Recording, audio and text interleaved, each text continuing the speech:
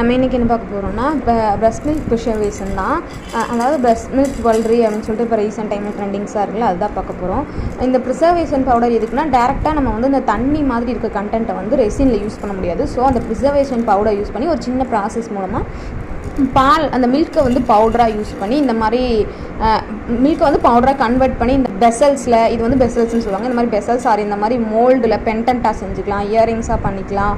R நமக்கு வந்து பிடிச்ச வந்து நம்மளோட நேம்ஸ் லெட்டர்ஸ், அதாவது பேபியோட லெட்டர்ஸ் இல்லைன்னா ஃபுல் நேமு அந்த மாதிரி எதில் வேணாலும் பண்ணிக்கலாம். இந்த ஃபுல் நேம் அந்த மாதிரிலாம் பண்ணும்போது கொஞ்சம் அதிகமாக பிரஸ்ட் மில்க் தேவைப்படும்.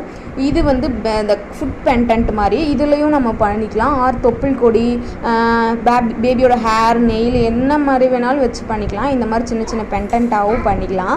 இன்னும் இனிஷியல் இல்லை வேறு ஏதாவது ஷேப்பில் அந்த மாதிரி நமக்கு எந்த மாதிரி வேணுமோ பண்ணிக்கலாம். இது மாதிரி நமக்கு பிடிச்ச ஜுவல்லரியில் எதில் வேணாலும் இந்த ப்ரிசர்வேஷன் ரெசின் யூஸ் பண்ணி நம்ம பண்ணிக்கலாம்.